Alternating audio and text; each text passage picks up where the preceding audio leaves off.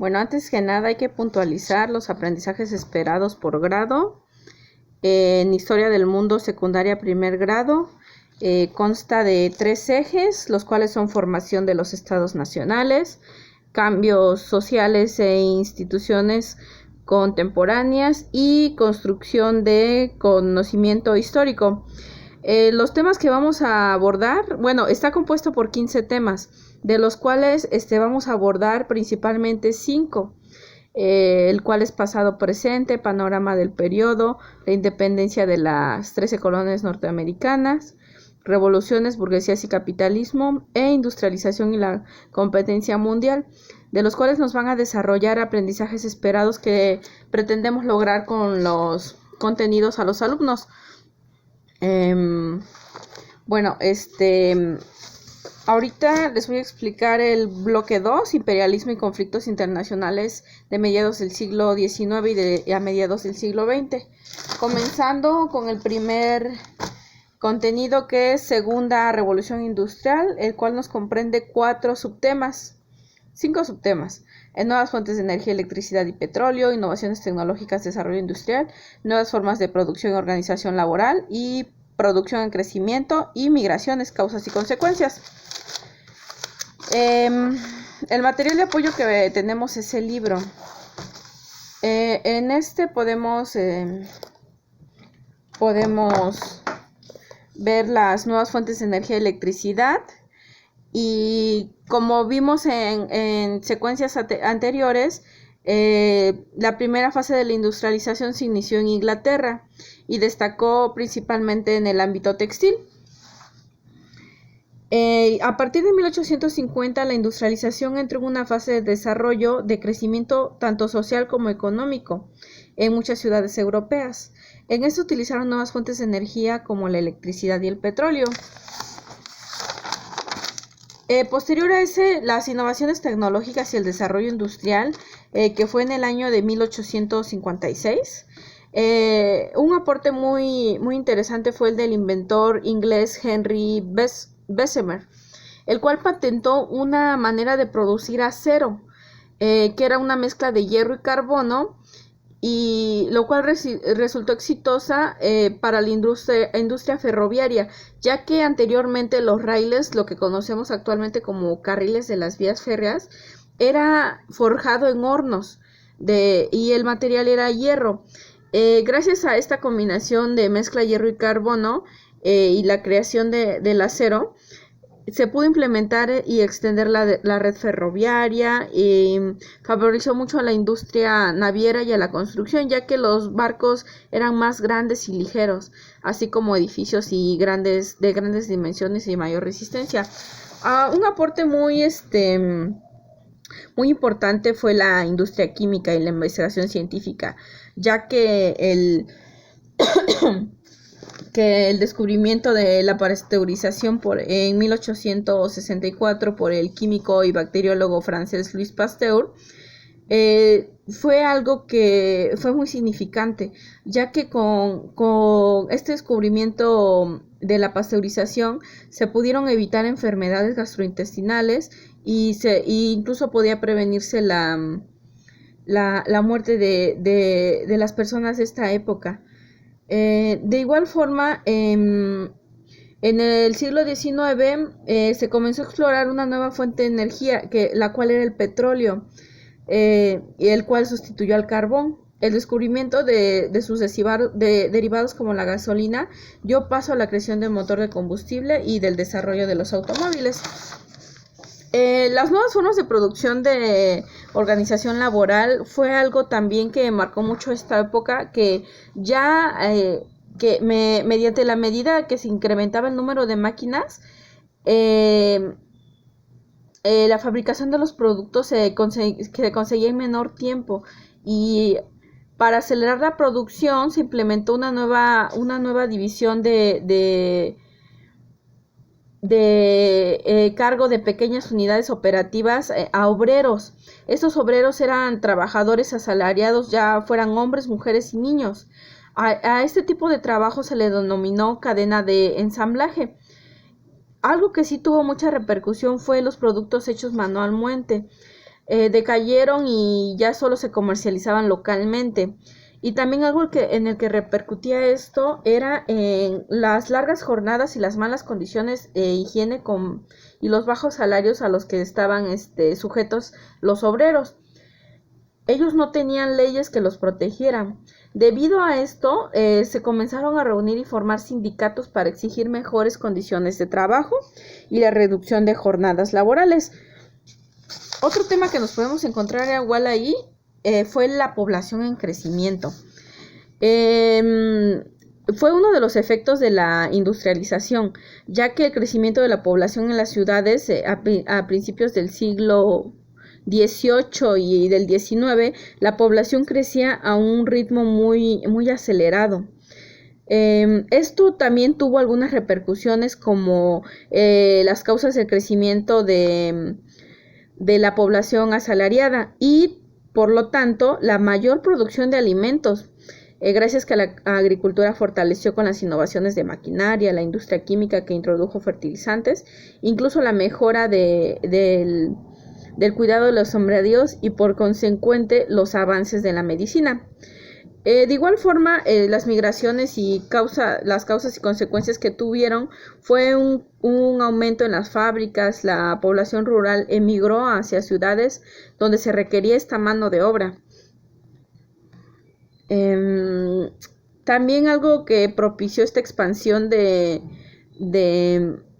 población, del crecimiento de la población, fue la industria, la construcción de edificios públicos y comerciales, viviendas, incluso los servicios urbanos comenzaron a modernizarse, ya que empezó a haber alumbrado público, un sistema de transporte que utilizaba electricidad como fuente de energía, como los tranvías y los trenes subterráneos.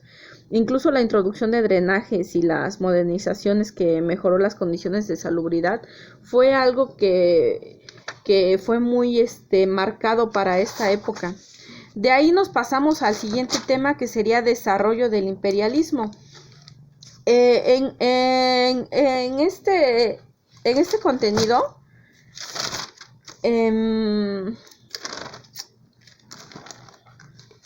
que es el tema 8, vamos a tocar el tema de expansión de imperialismo, el imperialismo en la vida cotidiana y la misión civilizadora.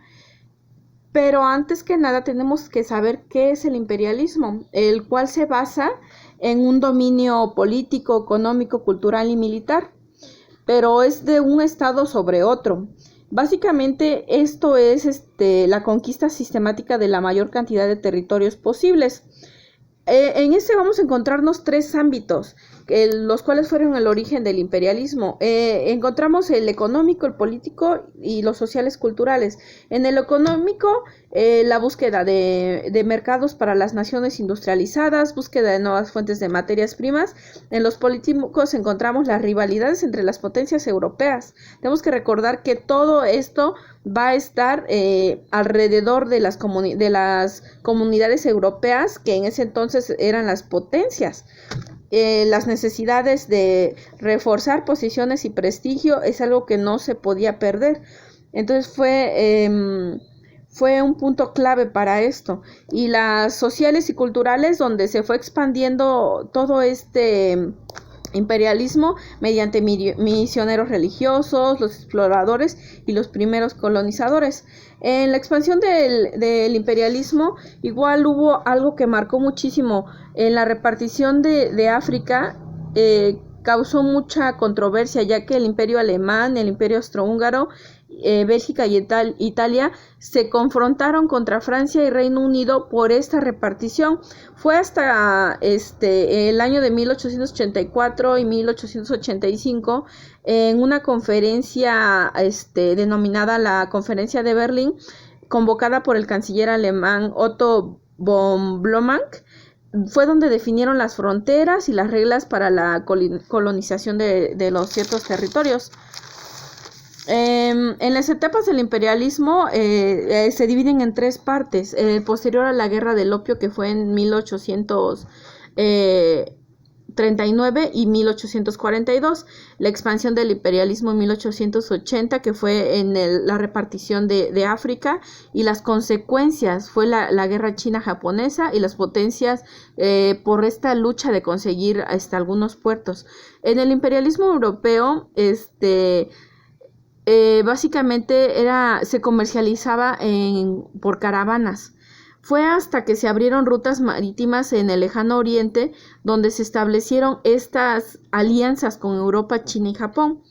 Se hicieron estas relaciones comerciales en donde portugueses, holandeses e ingleses concentraron su comercio en una compañía británica de las Indias Orientales. De igual forma, el imperialismo en la vida cotidiana cambiaron algunas formas de vestir. La gente imitaba las modas europeas, intentaban suprimir los idiomas locales. Hasta ahorita algo que quedó muy marcado fue, por ejemplo, que en Argelia, Marruecos y Túnez hablan francés o en portugués, como en Angola y en Cabo Verde.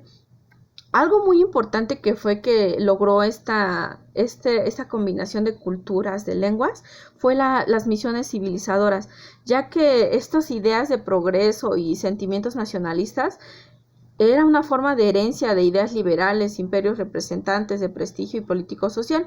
Mediante misioneros insertaban grupos religiosos y llegaban a predicar en los países colonizados. De ahí nos vamos a estados nacionales, unificación y disolución, que es el tema 9. En este tema vamos a abarcar lo que es la disolución de los imperios, crisis de imperio otomano, conflictos de imperio austrohúngaro, la Rusia zarista, nacionalismo en la segunda mitad del siglo XIX, unificación italiana y la unificación alemana. En este tema, la disolución de los imperios, mediados del siglo XIX, Reino Unido y Francia tenían unas estructuras con ideas políticas de liberalismo. Sin embargo, en Europa los regímenes eran absolutistas. Los imperios autónomo, austrohúngaro y ruso enfrentaban una crisis. El nacionalismo en la segunda mitad del siglo XIX, el nacionalismo nos quiere decir que la ideología es asociada con movimientos de liberación nacional. Cabe mencionar que por ejemplo, los puntos más importantes que se tienen que abordar en la crisis del Imperio Otomano es que cada vez reducían cada vez más por los avances e intereses de los imperios austrohúngaro y ruso. Hay que recordar que esto era como una guerra de quién podía hacer más, quién podía innovar más.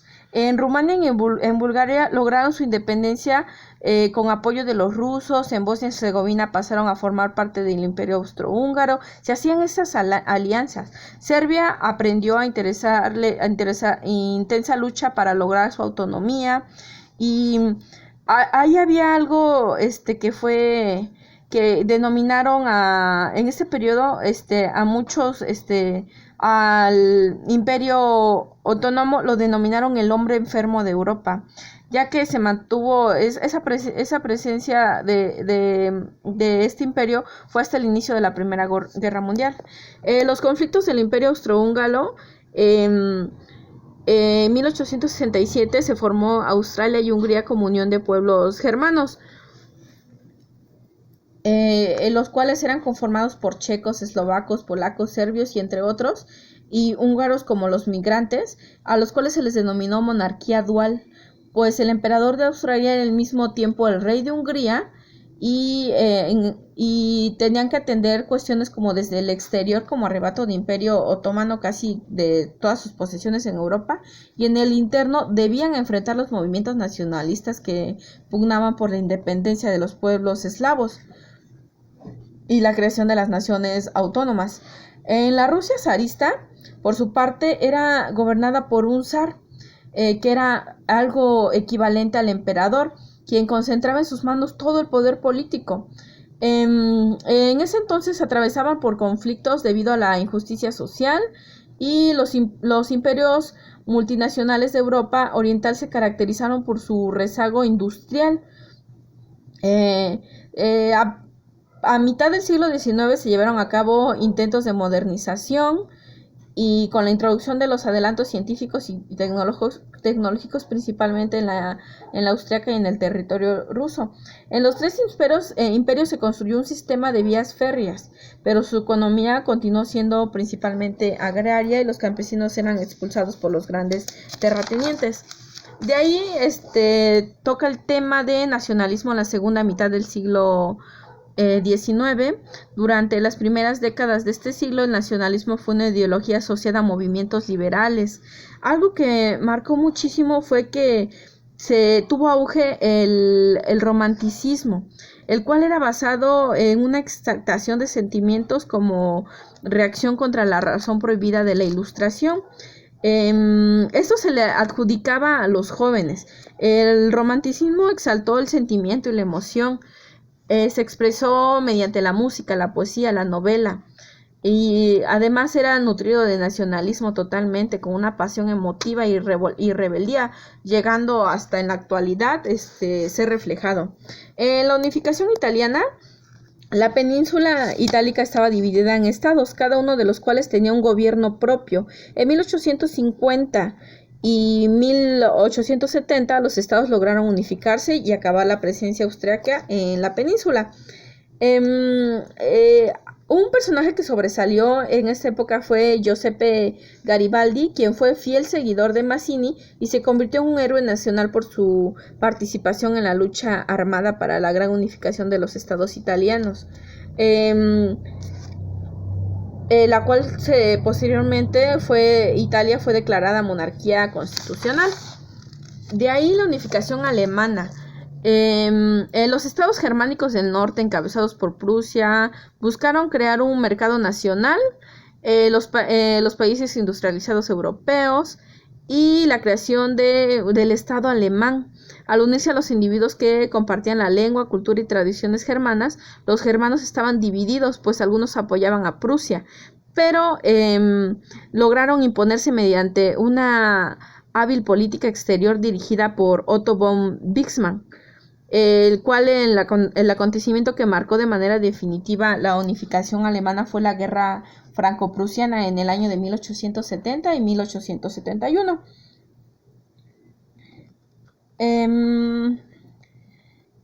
Algo también muy importante fue que los germanos utilizaron el ferrocarril para movilizar más rápidos a sus tropas, y el ejército francés, que llegó a ser considerado el más preparado del mundo, fue vencido por las fuerzas armadas prusianas, y Francia fue desplazado y despojado de las ricas regiones de Alsacia y Lorena. De ahí el colonialismo en Asia y en África, igual la hegemonía británica. El Reino Unido dominó la política internacional y el desarrollo y en diversas regiones del mundo. La prosperidad económica y estabilidad política le permitieron destacar del resto de las naciones europeas y convertirse en una potencia colonial con posesiones en todas las regiones del mundo. De igual forma, las competencias entre los estados europeos por dominar Asia y África, en el Reino Unido fue perdiendo poderío. Las innovaciones tecnológicas y científicas comenzaron a desarrollarse en otras naciones como Alemania, Estados Unidos y Japón. Otros países como Francia, Países Bajos y Bélgica continuaron ocupando un lugar importante entre otras potencias, pero ese no fue el caso de España y Portugal, que perdieron poco a poco el poder. El desarrollo económico favoreció en esta expansión, así como las actividades comerciales y financieras. El imperialismo o nuevo colonialismo se caracterizó por la confrontación de intereses territoriales y comerciales entre Asia y África. Tuvo causas políticas y culturales, el nacionalismo de darwinismo social y el racismo. De ahí, como resultado, se tuvo la expansión imperialista en África, Asia, y se fortaleció el sistema económico mundial. Posteriormente, en las dos expresiones del imperialismo, los canales de Suez y Panamá, fue una contribución en la expansión imperialista que marcó la historia a mediados del siglo XIX y del XX, el cual fue la construcción del canales de Suez y Panamá. ellos ocuparon métodos y maquinarias más innovadoras como excavadoras, y el canal de Suez permitió la comunicación entre el mar Mediterráneo y el mar Rojo del Océano Índico. Aquí hubo un detalle que los Estados Unidos fue cuando como nación se había industrializado a pasos agigantados durante la primera mitad del siglo XIX y que había adoptado la política expansionista. Después de esto, Japón, a nueva potencia como intereses imperialistas, los intereses de las potencias ya eran de entrada, tenían una entrada natural por Asia y Océano Pacífico, y fue que Estados Unidos intervino y obligó a los japoneses a abrir sus puertos y comercios al exterior, y establecieron relaciones Estados Unidos, Países Bajos, Rusia y Reino Unido. Posteriormente, donde ya toma más énfasis toda esta historia anterior, fue en la Primera Guerra Mundial, ya que con el estudio de este tema vamos a identificar las causas de la Primera Guerra Mundial y reconocer la guerra de trincheras como el uso de armas químicas que cambiaron la forma de combatir, y además reconocer el frente de conflictos bélicos en el territorio europeo. Hay que recordar que los aprendizajes esperados que estamos desarrollando con estos temas van a ser pasado presente, panorama de periodo, de las 13 colonias, revoluciones, burguesía y capitalismo, y la industrialización y competencia mundial, ya que el alumno va a distinguir entre conflictos violentos que tienen lugar dentro de algunos países y va a reflexionar sobre la presencia de la guerra en el mundo actual. De igual forma, va a identificar cuáles fueron los motivos principales del desarrollo de los colonos con la metrópoli. Van a reflexionar sobre las condiciones económicas, sociales y culturales, que fue algo súper importante puntualizar, y van a reconocer el pensamiento de la Ilustración con un efecto transformador. De igual forma, identificarán el efecto transformador de la industrialización y reconocerán las condiciones que motivaron el desarrollo del imperialismo.